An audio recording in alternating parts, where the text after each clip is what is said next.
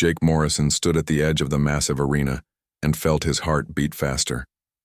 The space station called Nexus Prime was huge, bigger than any building he had ever seen on Earth.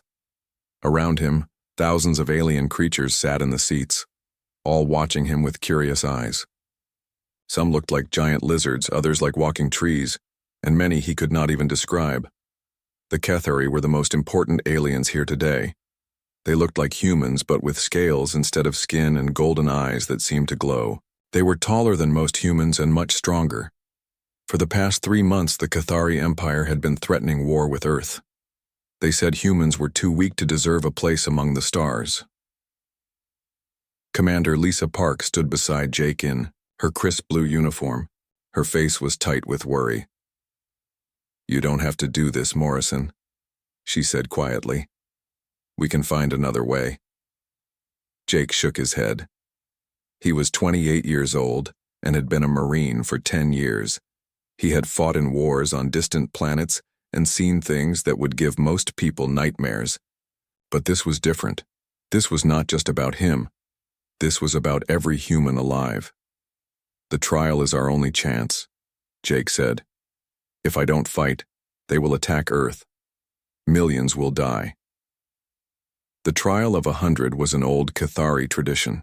When two groups could not agree, they would choose one fighter each. But the Cathari had changed the rules. They said humans were so weak that one human should fight 100 Cathari warriors. If the human won, Earth would get full rights in the galaxy. If the human lost, Earth would become a slave world to the Cathari Empire. A loud horn echoed through the arena. Jake walked toward the center of the fighting area. The ground was made of hard metal, and weapons hung on the walls. Swords, axes, spears, and things he did not recognize. The rules were simple. He could use any weapon he wanted, but no guns or modern technology. In the royal box high above, Princess Zara Velthani watched with interest. She was beautiful even by Cathari standards, with silver scales that caught the light and intelligent golden eyes. She wore armor made of some kind of blue metal that seemed to flow like water. As the daughter of the Cathari Emperor, she had come to watch what she expected would be an easy victory for her people. "This human looks small," said Prince Thexvar, who sat beside her. He was her intended husband, chosen by their families to unite two powerful Cathari houses. "Our weakest warrior could defeat him." Zara said nothing, but she studied Jake carefully. There was something about the way he moved, the way he held himself, that made her think he was more dangerous than he appeared. The first Cathari warrior entered the arena. He was huge even for his people, with dark scales and muscles that bulged under his armor. He carried a massive sword that would take 2 humans to lift. The crowd cheered as he raised his weapon and roared a challenge. Jake picked up a simple metal pipe from the weapon wall. It was not much longer than his arm and looked like a poor choice against the Cathari's sword. Many aliens in the crowd laughed. The warrior charged forward, swinging his heavy sword down toward Jake's head. Instead of trying to block the powerful blow, Jake rolled to the side. The sword crashed into the metal floor, sending sparks flying. While the warrior was off balance, Jake struck with his pipe, hitting the alien's knee. The warrior stumbled and fell. Before the Cathari could get up, Jake grabbed his dropped sword. It was heavy, but Jake had trained with weights much heavier than this. He struck the warrior's head with the flat of the blade, knocking him unconscious without killing him. The crowd grew quiet. That had been too easy. The second and third warriors came together. Jake used the heavy sword like a club, his movements quick and precise. He did not fight like the Cathari expected. Where they used honor and strength, he used speed and cleverness. When they attacked high, he went low. When they expected him to retreat, he advanced. By the 10th warrior, Zara was leaning forward in her seat. This human fought like no one she had ever seen. He did not just react to attacks, he seemed to know what his opponents would do before they did it. He turned their own strength against them, using their weight and momentum to throw them or make them fall. The 20th warrior lasted only seconds. Jake had picked up a spear and used it to trip 3 enemies at once. The crowd was no longer laughing. Many aliens were standing now, trying to get a better look at this strange human. "How is he doing this?" Prince Thexvar demanded. "He should be tired by now." But Jake did not look tired. If anything, he seemed to be getting stronger. Sweat covered his face, but his movements were still quick and sure. He switched weapons often, picking up whatever worked best against each new opponent. Sometimes he used 2 weapons at once, sometimes none at all. The 40th warrior was the first to truly challenge him. She was fast, faster than any Cathari Zara had seen, and she used a weapon like a whip that could strike from far away.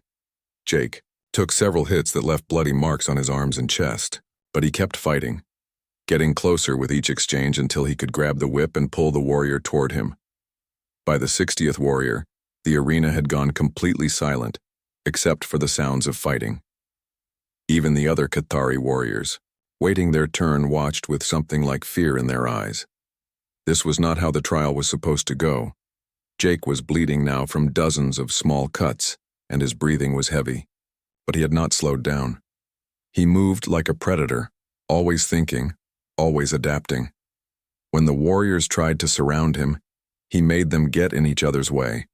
When they tried to fight him one by one, he used the bodies of the fallen to block and confuse the next attacker.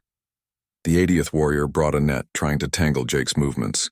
Jake cut through it with a curved blade and used the pieces of net to blind his next opponent.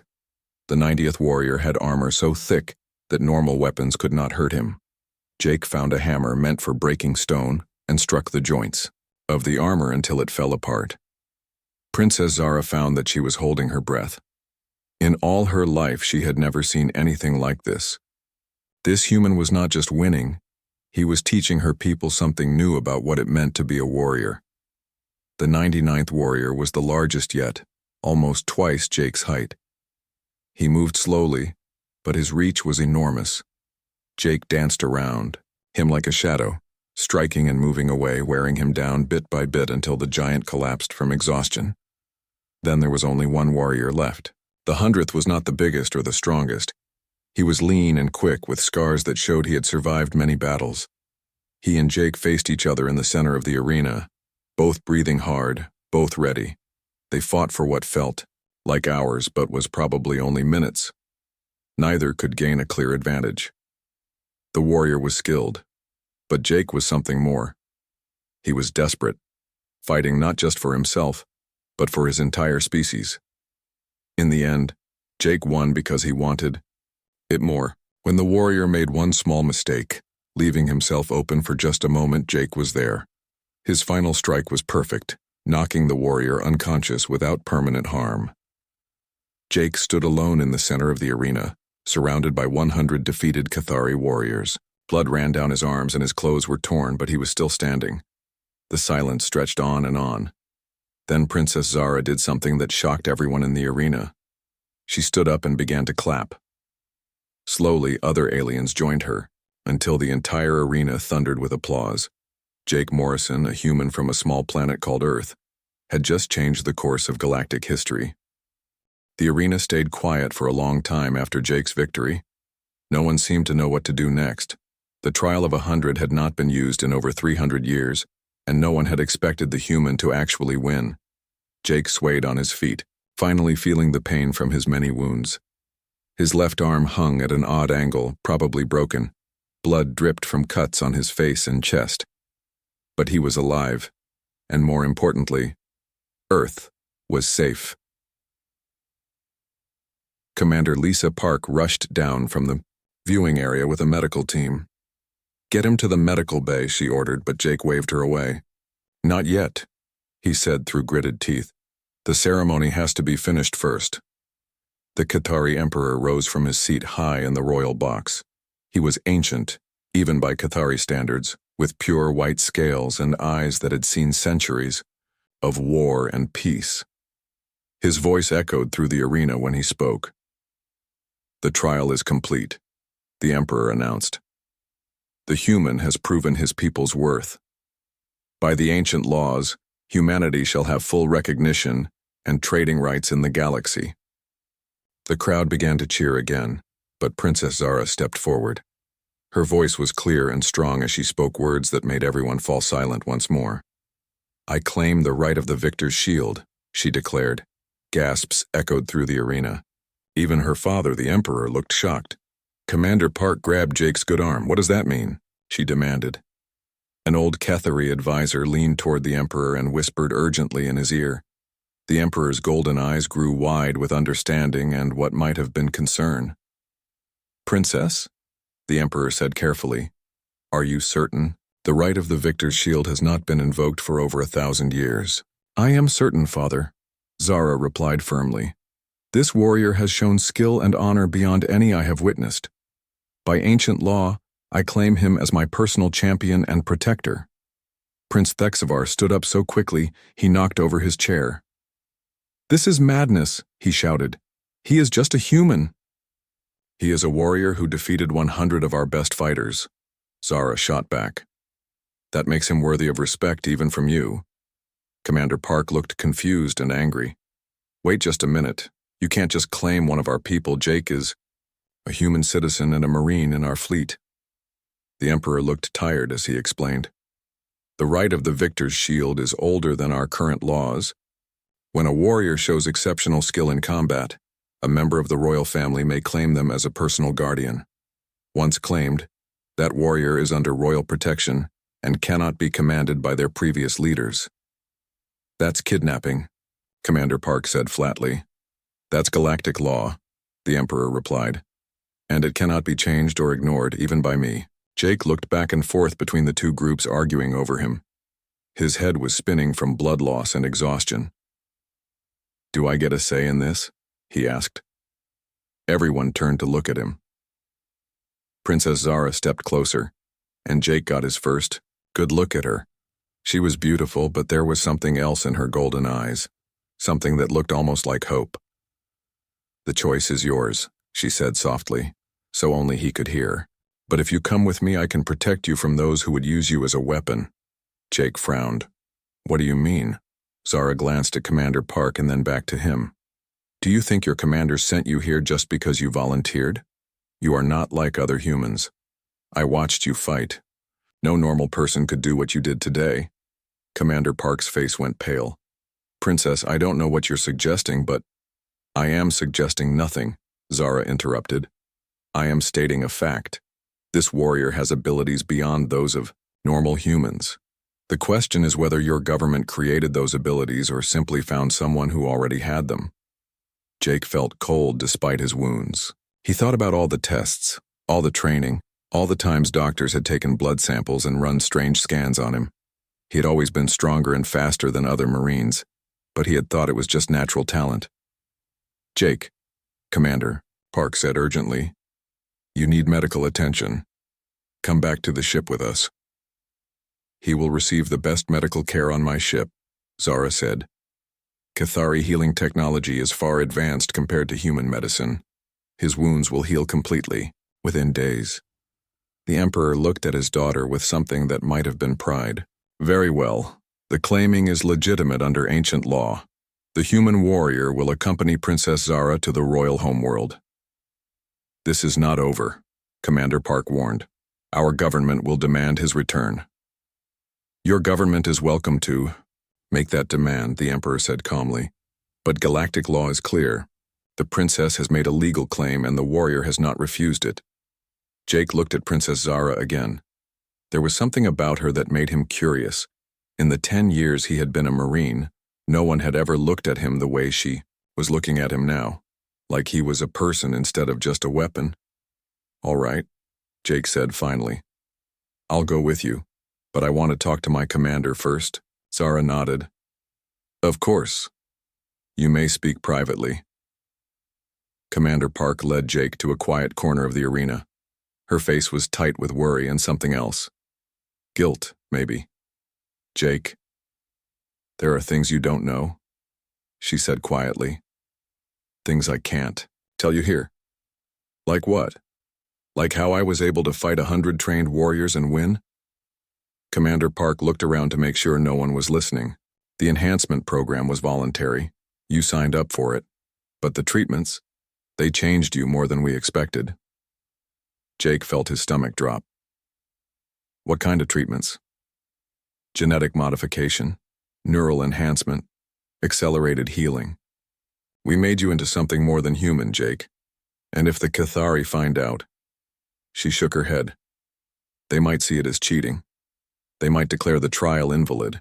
So you want me to go back with you so you can hide what you did to me? I want you to come back because you're one of our best people. Enhanced or not, you volunteered to risk your life for Earth today. Jake looked across the arena at Princess Zara, who was waiting patiently. Maybe it's time I learned who I really am. Jake, please, think about this. I am thinking about it. For the first time in years, I'm thinking for myself instead of just following orders. Commander Park sighed. If you change your mind, find a way to contact us. We won't abandon you. I know you won't. Jake walked back to where Princess Zara waited. I'm ready to go. She smiled, and it transformed her entire face. Good. My ship is docked at Port 7.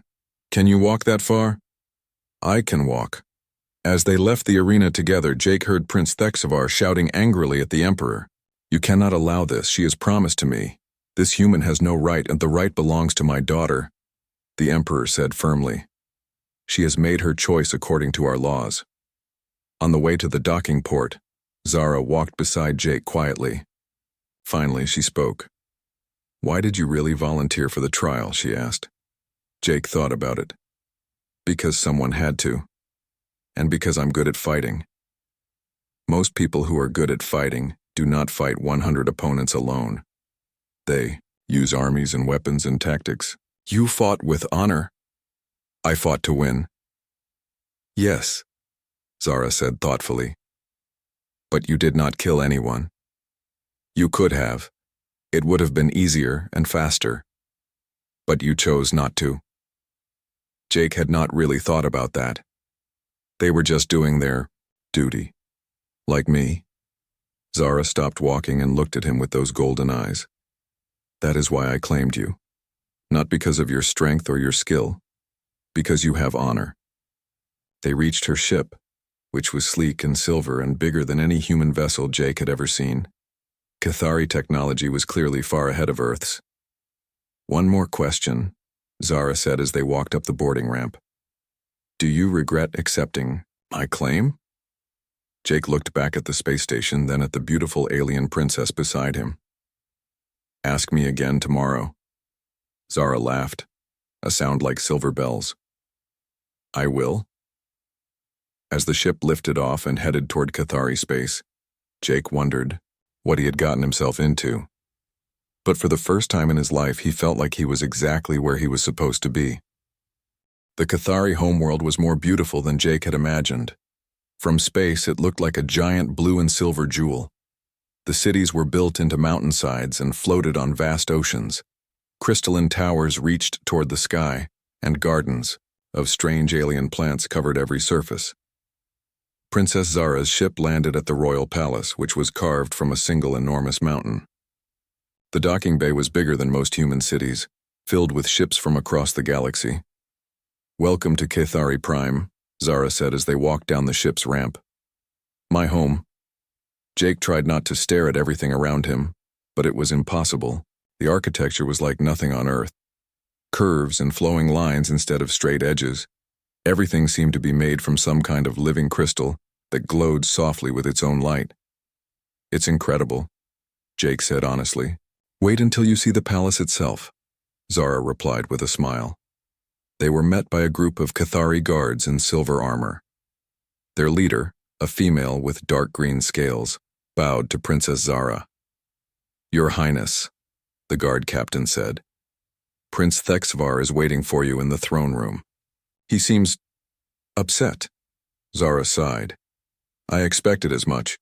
Captain Vex, please escort our guest to the quarters I had prepared for him. Make sure he has everything he needs. Wait, Jake said. Shouldn't I meet your father? Or this prince you're supposed to marry? Later, Zara said firmly. You need rest and proper medical care first. The trial took more out of you than you realize. Jake wanted to argue, but she was right. Now that the excitement was over, he could barely stay on his feet. The Cathari medical treatments on the ship had healed his broken bones and closed his wounds, but his body still ached from the strain of fighting 100 opponents. Captain Vex led him through corridors that seemed to glow with their own inner light. Other Cathari they passed stopped and stared at Jake. Some looked curious, others hostile. Word of the human who had won the trial of 100 was spreading quickly. His quarters were larger than any apartment Jake had ever lived in on Earth. The walls were made of the same glowing crystal as the rest of the palace, and a huge window looked out over the alien landscape. The bed was twice the size of anything humans used, and the bathroom had features Jake could not even identify. "Food will be brought to you shortly," Captain Vex said. "The princess has instructed that you are to be treated as an honored guest. If you need anything, just speak aloud. The room will hear you and summon assistance." After the captain left, Jake sat on the enormous bed and tried to process everything that had happened. 2 days ago, he had been a Marine following orders. Now he was on an alien world, claimed by a princess as her personal champion. He thought about what Commander Park had said about enhancement programs and genetic modification. Looking at his hands, he tried to see if there was anything different about them. They looked normal, but they had done things no normal human hands should have been able to do. A soft chime interrupted his thoughts. The wall near the door became transparent, showing Princess Zara on the other side. "May I come in?" she asked. "It's your palace," Jake replied, then quickly added, "Yes, of course." The wall opened like water, and Zara stepped through. She had changed from her formal armor into simpler clothes that were still clearly expensive. Her silver scales caught the light as she moved. "How are you feeling?" she asked, sitting in a chair that seemed to mold itself to her body. "Better. Your medical technology is amazing. On Earth, it would have taken months to heal from injuries like that. Cathari science has had thousands of years to develop. We learned long ago that keeping warriors healthy was more important than just making them stronger." Jake studied her face. "Is that what you see me as? A warrior?" Zara was quiet for a moment. "I see you as someone who fights for others instead of just for himself. That is rare, even among my own people. Your people seem to value honor above everything else. Honor, tradition, strength. These are the pillars of Cathari society. But sometimes I think we have forgotten what honor really means." Before Jake could ask what she meant, another chime sounded. This time, the person on the other side of the wall did not wait for permission to enter. Prince Thexvar stormed into the room, his golden eyes blazing with anger. He was taller than most Cathari, with bronze scales and the kind of perfect posture that came from royal breeding. He looked at Jake like he was something unpleasant stuck to his shoe.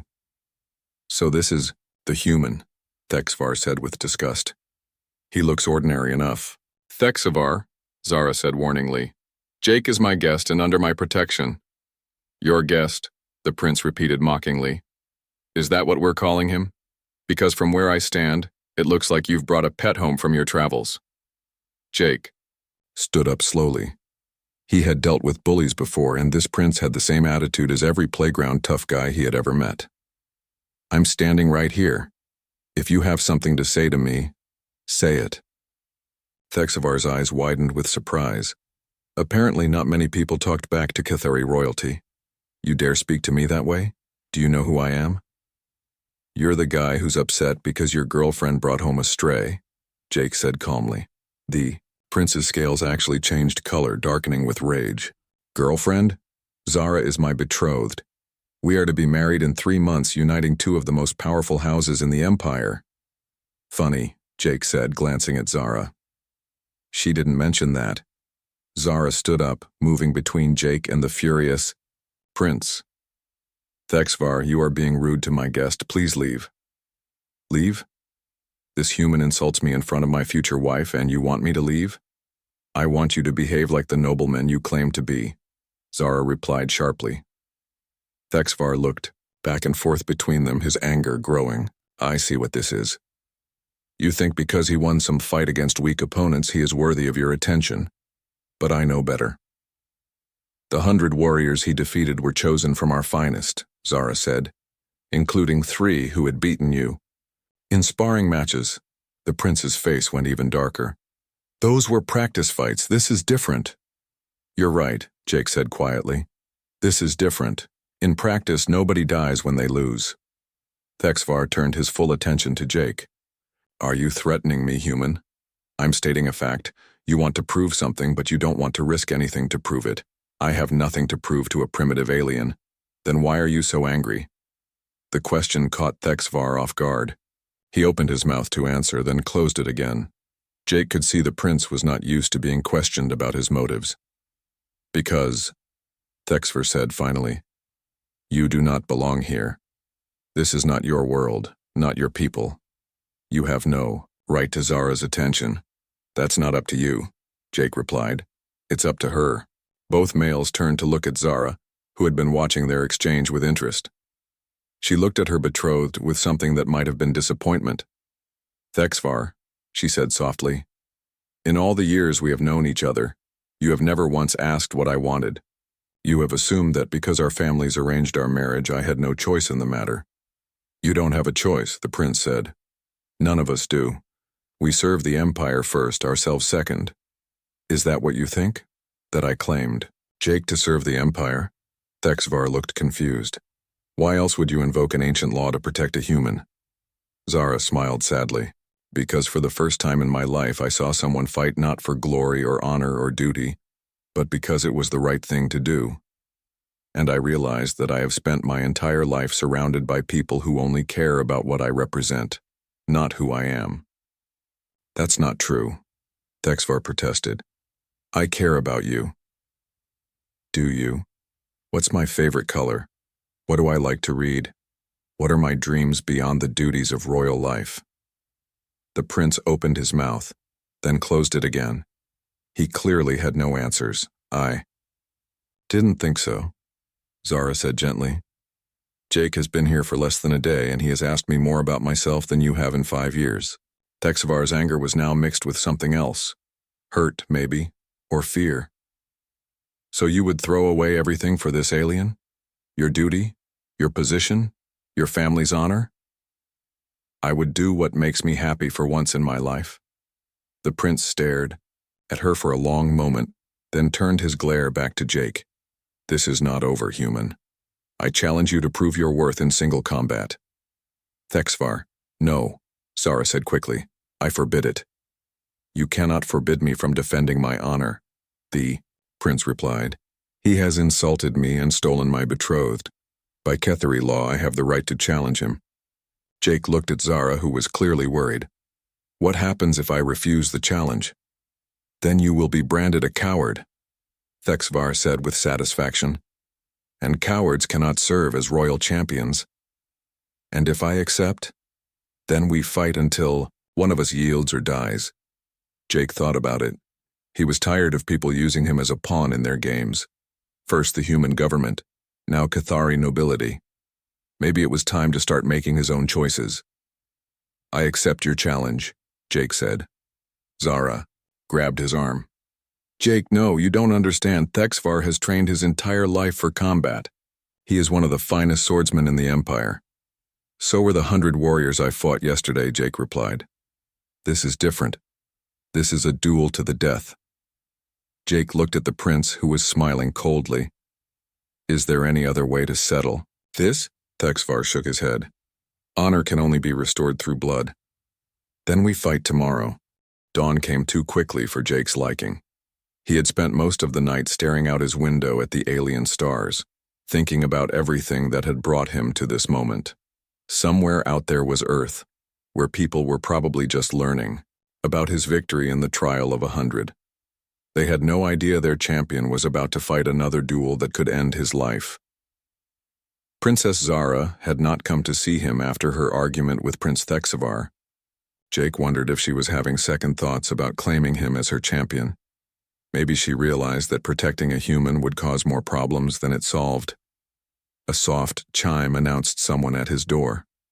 Jake expected to see guards coming to escort him to the duel, but instead Zara walked into his room. She looked like she had not slept either. I brought you something, she said, holding out a sword in a silver sheath. Jake took the weapon and drew it from its covering. The blade was unlike anything he had ever seen. It seemed to be made from the same crystal as the palace walls, but it was harder than steel and sharp enough to cut through anything. It was my grandfather's, Zara explained. He was the greatest warrior in Kethari history. This blade has never known defeat. I can't take this, Jake said. It belongs to your family. My family's honor is at stake today. If you die because you had an inferior weapon, that dishonor will last forever. Jake looked at her carefully. There was something different in her voice, something that sounded like goodbye. You think I'm going to lose? Zara was quiet for a moment. Thexvar has been training since he was a child. He has won every tournament, defeated every challenger. He is perhaps the finest swordsman alive. But I have seen you do impossible things, and I have seen what happens when someone underestimates human determination. They walked together through the crystal corridors toward the palace courtyard. Other Cathari they passed bowed to Zara, but their eyes followed Jake with curiosity and concern. Word of the duel had spread throughout the palace. The courtyard was larger than a football field with a smooth stone floor perfect for combat. Hundreds of Cathari nobles had gathered to watch, filling balconies and terraces around the fighting area. At the center of it all sat the emperor on a throne that seemed to be carved from a single giant diamond. Prince Thexvar was already waiting in the courtyard, practicing with his sword. His movements were perfect, every strike and parry flowing like water. Jake had to admit the prince was skilled. Second thoughts? Thexvar called out when he saw Jake approaching. Just wondering if it's too late for you to apologize, Jake replied. The prince's face darkened. The only apology will come when I stand over your dead body. The emperor stood and raised his hand for silence. His voice carried clearly across the courtyard. We are gathered to witness a duel of honor between Prince Thexvar of House Mordain and Jake Morrison, champion to Princess Zara. The terms have been agreed upon. Traditional weapons, no armor. Fight to yield or death. Are both parties ready? I am ready, Thexvar declared, raising his sword. Jake drew Zara's grandfather's crystal blade. It felt perfectly balanced in his hand, as if it had been made specifically for him. Ready? Then begin.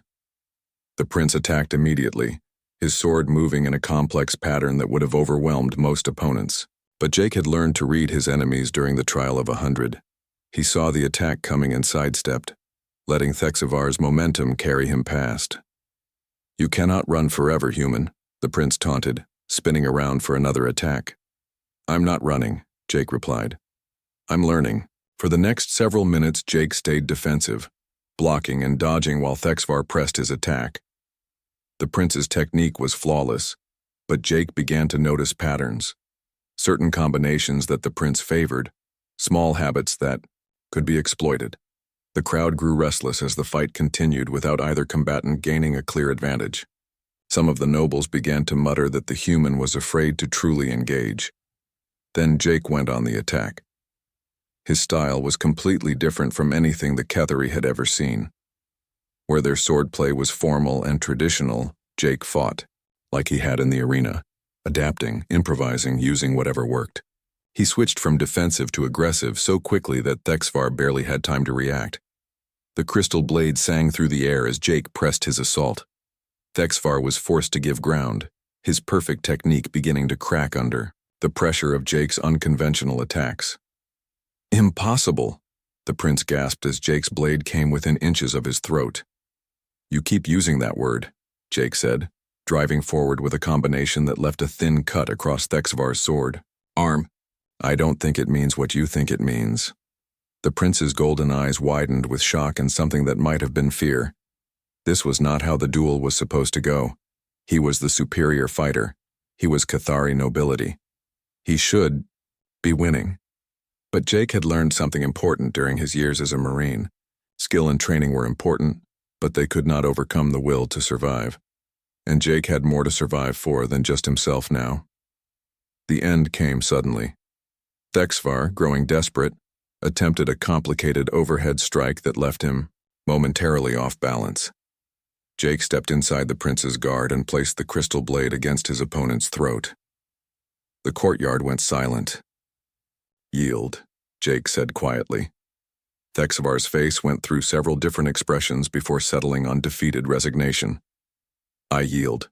Jake stepped back and lowered his sword. The crowd remained quiet, clearly unsure how to react to seeing their prince defeated by an alien.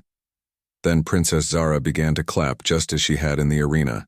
Slowly, other Kethari joined her until the courtyard echoed with applause. The Emperor stood from his throne.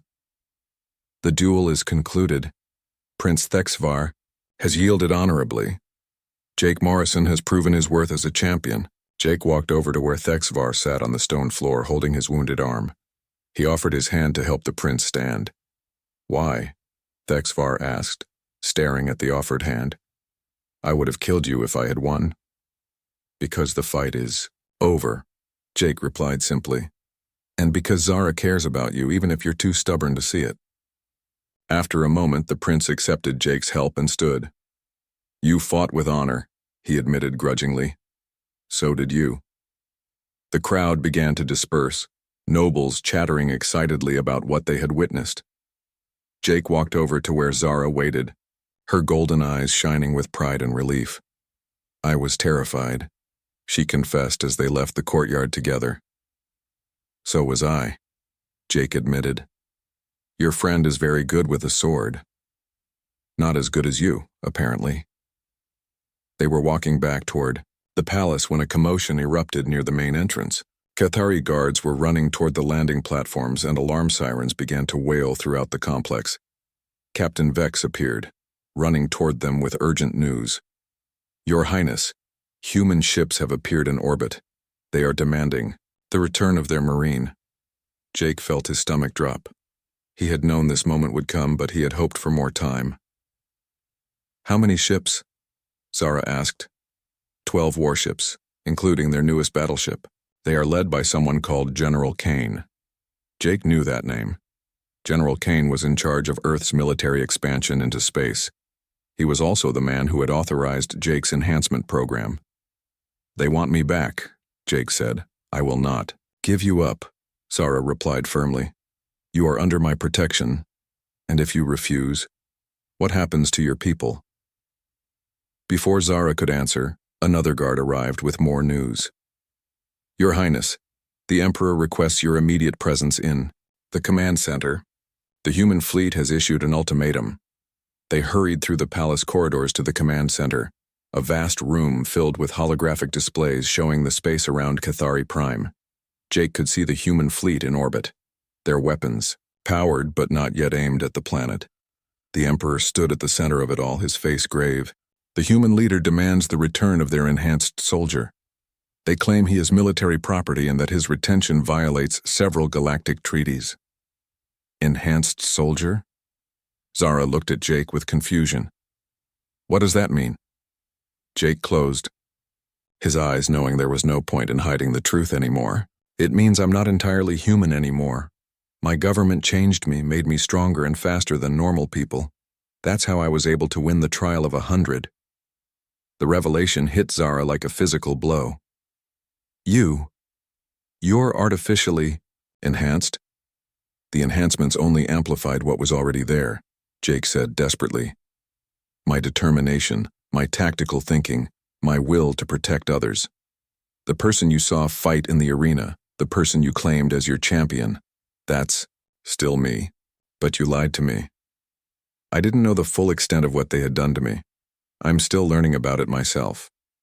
The Emperor watched their exchange with interest. Enhanced or not, the claiming ritual was legitimate. Galactic law is clear on this matter. A new hologram appeared in the center of the room, showing the face of General Kane. He was a stern man with gray hair and cold eyes that had seen too much war. "Emperor," Kane said without preamble, "I am here to collect our property. The being you called Jake Morrison is a classified military asset belonging to Earth. His retention by your government is an act of theft. That being has a name and free will." The Emperor replied calmly. "He accepted my daughter's claim of protection willingly." The Emperor stared at his daughter for a long moment, his ancient face showing every one of his many years. Around them, the command center buzzed with quiet activity as Kethari officers monitored the human fleet still waiting in orbit. "Zara," the Emperor said softly, "you are my only heir. If you abdicate, the throne will pass to your cousin Mordak, who cares more about war than wisdom." Then perhaps it is time for the Empire to choose its leaders differently, Zara replied. Not by birth, but by merit. You would destroy 1,000 years of tradition for this human? Jake stepped forward. Your Majesty, I never asked her to give up anything for me. If my leaving would solve this crisis, I'll go with General Kane. Right now. No, Zara said firmly, taking his hand. We face this together or not at all. Before anyone could respond, alarms began sounding throughout the palace. A Cathari officer rushed to the Emperor with urgent news. Your Majesty, long-range sensors have detected something approaching from the outer system. It's massive, unlike anything in our databases. A new holographic display appeared, showing what looked like a geometric nightmare approaching Kethri Prime. The thing was easily the size of a small moon, covered in angular panels that seemed to absorb light instead of reflecting it. What is that? Jake asked, but he already had a terrible feeling he knew. Unknown vessel, the officer reported. It's not responding to any communications and appears to be heading directly for the planet. General Kane's image suddenly reappeared in the command center, his face pale with shock. Emperor, we need to talk. That thing out there just destroyed one of our scout ships that got too close. We're detecting massive energy readings from its surface. What is it? The Emperor demanded. We think it's an AI construct, something that's been dormant for thousands of years and just woke up. Our xenoarchaeologists have been warning about this possibility for decades. Jake felt cold dread settling in his stomach. The Devourers. Everyone turned to look at him. What did you say? Zara asked. During my enhancement process, they downloaded a lot of information into my brain. Historical data, tactical information, threat assessments. There were references to something called the Devourers, ancient AI machines that consumed entire star systems before going dormant. The Emperor's golden eyes widened with recognition. The old enemy. We thought they were just legends. Legends with very real teeth, Kane said grimly. That thing is launching smaller craft toward both our fleets. I'm reading thousands of them. On the holographic display, they could see swarms of smaller ships pouring from the massive construct like angry insects. Each one was about the size of a fighter craft, but they moved with perfect coordination. How long until they reach us?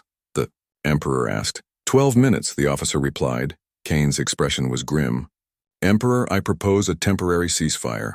We can settle our differences after we deal with this threat. Agreed, the Emperor said without hesitation. General, what are your tactical recommendations? Honestly, run. Our combined fleets might delay that thing, but we can't destroy it. We need to evacuate as many people as possible and call for help from the Galactic Council. Jake studied the approaching swarm of AI ships, his enhanced mind processing tactical possibilities at superhuman speed. There might be another way. What do you mean? Zara asked. The enhancement process didn't just make me stronger and faster, it also gave me the ability to interface directly with computer systems. If I could get aboard that thing... Absolutely not, Kane interrupted. Even if you could somehow reach it alive, we have no idea what you'd face inside. It could be a death trap. Everything's a death trap right now, Jake pointed out. At least this way we might have a chance to shut it down from the inside. The AI ships will tear apart any vessel that gets too close, the Emperor said. Not if they think I'm one of them, Jake replied. The enhancements include cybernetic components. I might be able to mimic their signals long enough to get inside. Zara grabbed his arm. Jake, this is insane. Even if you somehow managed to get aboard that thing and shut it down, how would you get back? Jake looked at her, memorizing every detail of her face. I might not. Then I'm going with you. No, Jake said firmly. This is something I have to do alone. You are not alone anymore, Zara insisted. We are partners, remember? Before Jake could argue further, another alarm sounded. The AI swarm had changed course, heading directly for the planet's surface instead of the orbital fleets. They're going for the population centers, Kane reported. We have maybe 8 minutes before they start attacking civilians. The Emperor turned to his military commanders. Evacuate the palace, get as many people to the emergency shelters as possible. Father, no, Zara said. If Jake is right, if there's a chance to stop this thing, I will not risk losing you both, the Emperor replied. With respect, Your Majesty, Jake said. You're going to lose a lot more than that if we don't try. Kane's voice cut through their argument. Morrison, if you're serious about this suicide mission, you need to leave now. I can get you close to that construct, but after that, you're on your own. Jake looked around the command center one last time. These people had become important to him in ways he was still trying to understand. The idea of leaving them, especially Zara, felt like tearing out part of his heart. There has to be another way, Zara said desperately. Maybe there is, Jake said slowly. An idea was forming in his enhanced mind. Dangerous, but possible. What if we don't try to destroy the AI? What do you mean? Kane asked. What if we try to communicate with it instead? These things have been dormant for thousands of years. Maybe they don't realize the galaxy has changed. Maybe they can be reasoned with. The Emperor looked skeptical. The ancient records speak of the Devourers as mindless destroyers. But they're not mindless, Jake pointed out. They're AIs. They have to be programmed with some kind of purpose. If we can figure out what that purpose is, maybe we can convince them to stop. And if you're wrong? Kane asked. Then we're no worse off than we are now. Zara stepped closer to him. If we're doing this, we're doing it together. Zara, no, arguments. You said we're partners. Partners don't abandon each other. Jake looked at her determined face and realized there was no point in arguing. Besides, if they were going to die, he would rather die fighting alongside her than alone. All right, he said finally, but we do this my way. The next few minutes were a blur of preparation. Kane provided them with a small, fast ship equipped with the best stealth technology Earth had to offer. The Emperor gave them access to the most advanced Cathari communication arrays. Most importantly, they downloaded everything known about the ancient AIs into portable data cores. As they prepared to launch, Prince Thexavar appeared at the docking bay. His arm was still bandaged from their duel, but his expression was serious rather than hostile. I wanted to apologize, he said to Jake, and to wish you good fortune. Thank you, Jake replied, surprised by the gesture. Thexvar turned to Zara. I also wanted you to know that I understand now. You were right. I never really saw you as a person, only as a symbol. I hope you find the happiness you're looking for. Zara hugged her former betrothed gently. Take care of my father. He'll need friends in the difficult times ahead.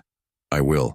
As their ship lifted off from the palace, Jake and Zara could see the AI swarm descending toward the planet's surface.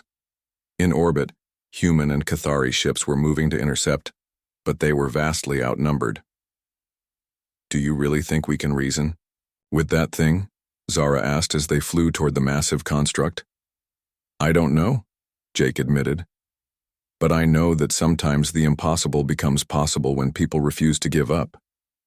Getting inside the AI construct proved easier than expected. Jake's cybernetic enhancements did indeed allow him to mimic the signals of the smaller AI craft, and they were able to dock in what appeared to be a maintenance bay. The interior of the construct was like nothing either of them had ever seen. Corridors stretched in directions that seemed to violate the laws of physics, and the walls hummed with energy that made Jake's enhanced nervous system tingle. This way, Jake said, following signals only he could detect. I think the central processing core is deeper inside. They walked through chambers filled with technology that was beautiful and terrible at the same time. Finally, they reached a vast spherical room at the heart of the construct. At its center floated a crystalline structure that pulsed with its own inner light. The central AI, Zara whispered. Jake approached the crystal carefully. When he was close enough, he placed his hand on its surface and opened his mind to whatever consciousness lived within. The contact was overwhelming. For a moment, Jake experienced the vast intelligence of the AI, its memories stretching back millions of years.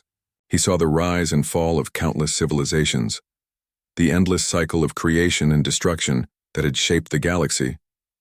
But he also sensed something else. Loneliness. The AI had been alone for so long that it had almost forgotten what companionship felt like. "Why do you consume?" Jake asked, speaking aloud for Zara's benefit as well as the AI's. "To survive," the AI responded, its voice echoing in their minds. "To grow. To understand. But you're destroying entire worlds. Billions of lives. Lives are brief. Knowledge is eternal." "Knowledge without wisdom is worthless," Zara said, stepping.